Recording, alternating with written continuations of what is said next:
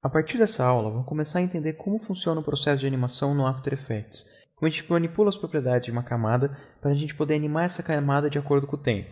Então eu vou começar aqui com essas duas imagens e eu vou criar uma composição usando a primeira imagem.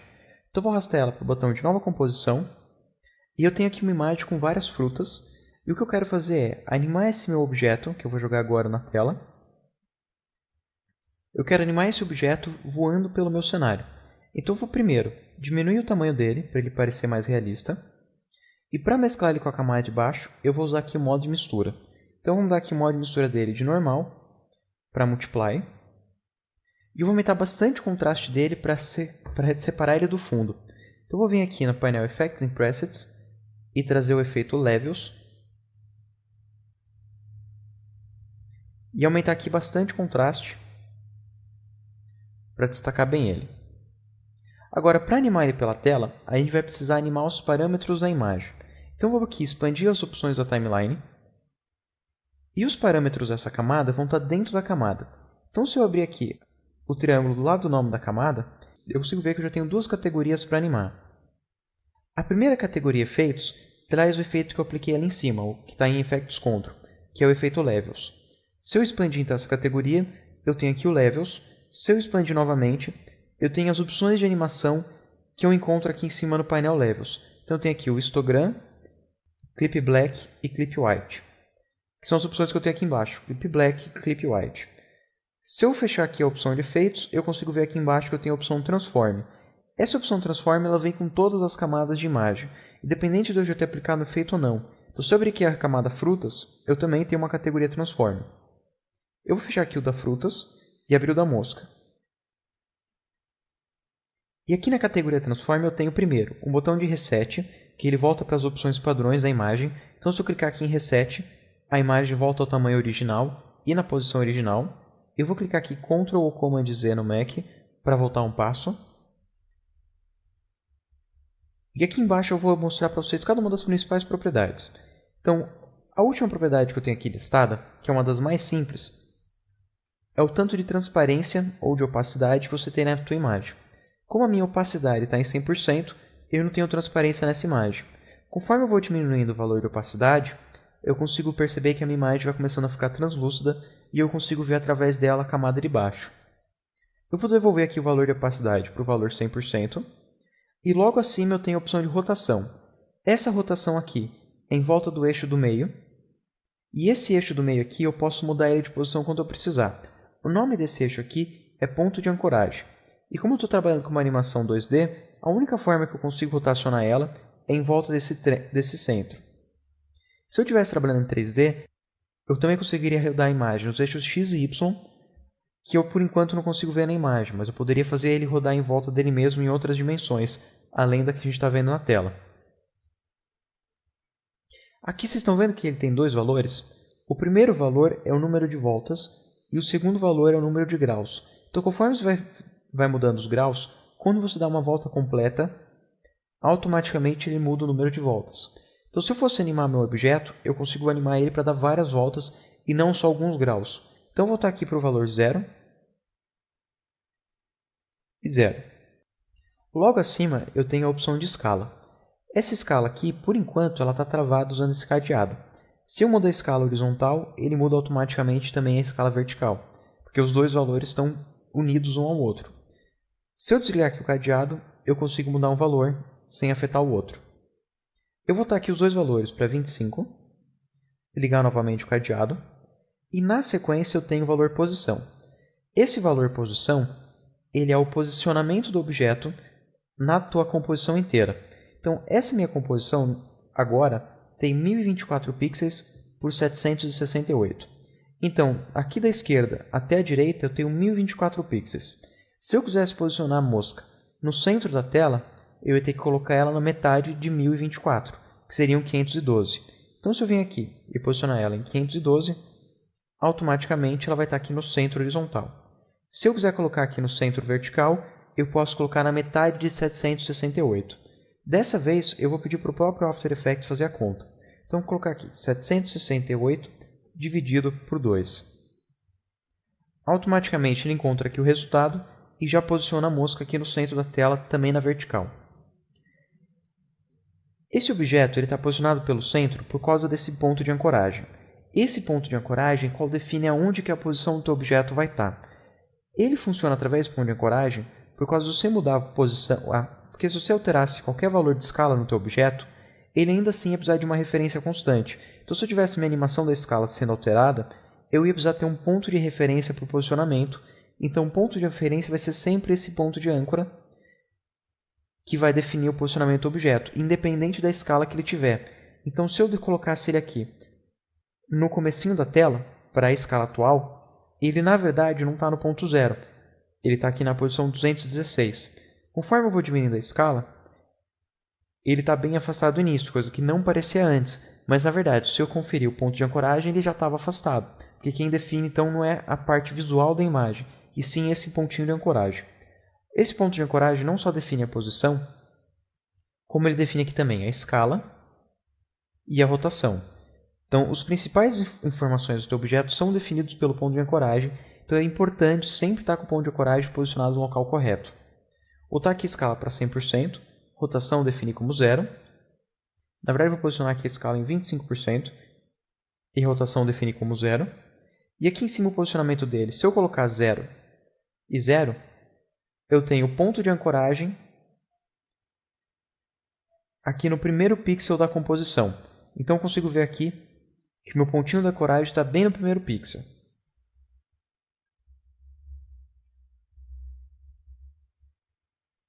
Se eu mover aqui o meu objeto, automaticamente eu vejo que o valor de posição vai alterando. Eu vou posicionar ele aqui em cima da pera, e o último valor que eu tenho aqui é o próprio ponto de ancoragem. Então, se eu altero esse ponto de ancoragem, na verdade, a gente consegue ver que ele não sai da posição que ele está na tela. Por causa que a posição que o ponto de ancoragem está é definido pelo valor que está abaixo, pelo valor de posição. Então, conforme eu vou alterando aqui a ancoragem, eu estou trocando a ancoragem em relação ao layer, então é em relação à mosca. A posição dela em relação à composição é definida pelo valor abaixo, então é constante. Ele está sempre posicionado nesse valor da composição. E é o layer que se altera em relação ao ponto de ancoragem. Se eu quisesse mudar então o ponto de ancoragem sem mover a mosca de lugar, eu posso ter a ajuda aqui de uma ferramenta que é a Pan Behind Tool. Se eu selecionar a Pan Behind Tool, eu consigo pegar esse pontinho de ancoragem e mover ele de posição. Dessa vez, se eu olhar ali embaixo, eu vejo que não só o ponto de ancoragem muda de posição em relação à camada, como também o posicionamento da ancoragem muda em relação a toda a minha composição, que é o valor de baixo. Então, se eu mudo aqui o ponto de ancoragem, automaticamente esses dois valores alteram junto. Eu vou botar aqui o ponto de ancoragem para o centro da mosquinha, para o centro da mosca. Vou posicionar aqui de novo tela cheia. E a gente já viu para que serve cada um desses parâmetros. Mas e para animar esses parâmetros? Como a gente faz? É bem simples. A gente tem que acionar esses relógios e quando você aciona um relógio, está dizendo que aquele parâmetro é animável.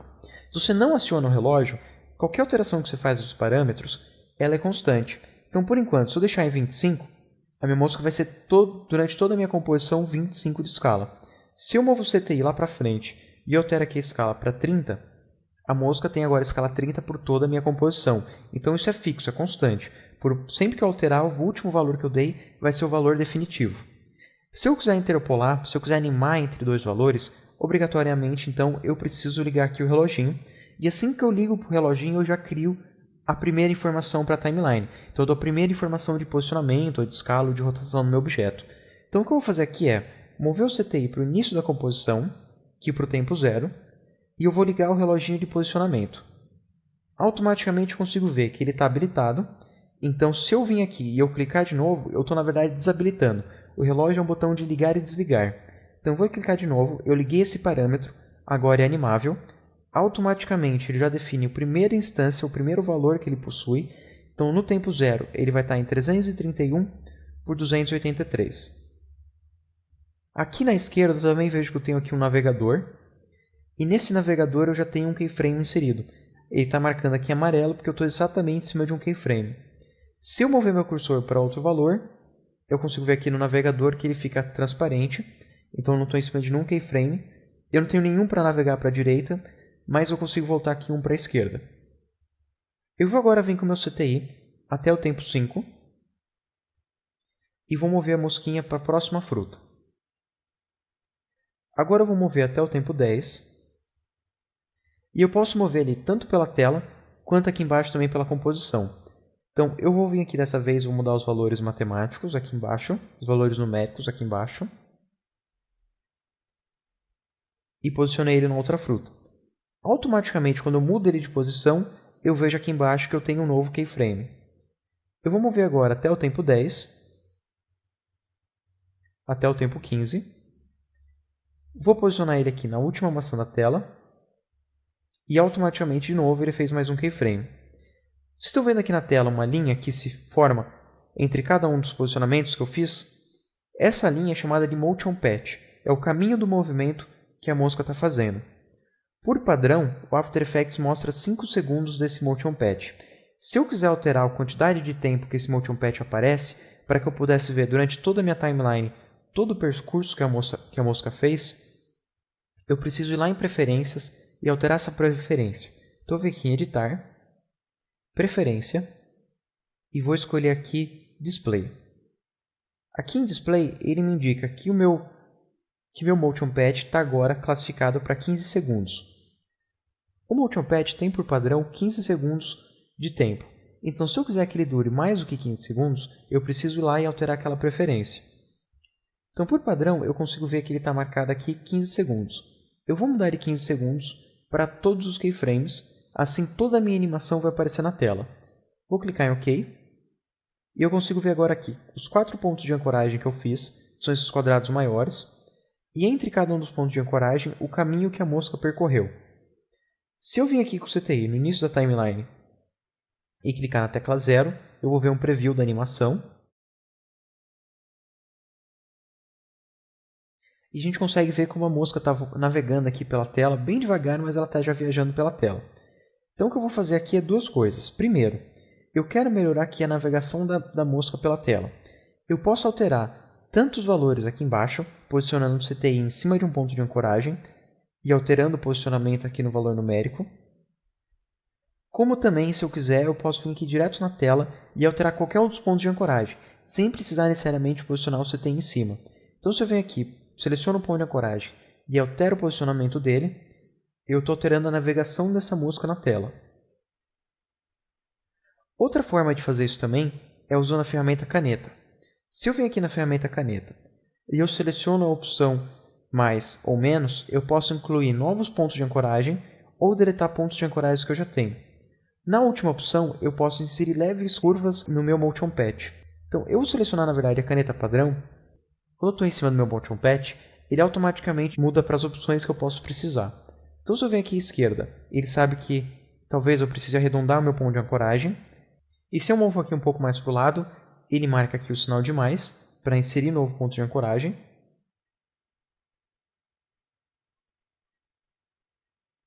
E se eu seguro a tecla Ctrl, ele automaticamente muda para o mouse, para eu mover ele de posição. Então eu posso vir aqui, mover ele de posição, ou dar uma leve curva para a animação.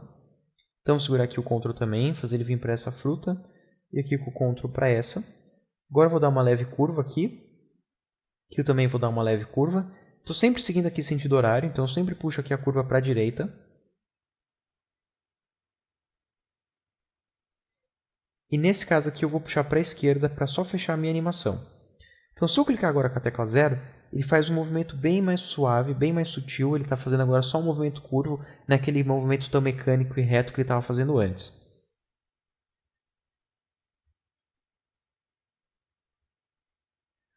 Para ele ficar mais rápido agora, eu vou selecionar todos os keyframes e vou aproximar eles. Quando eu aproximo aqui, o que eu estou fazendo é segurando a tecla Alt, ou no Mac a tecla Option.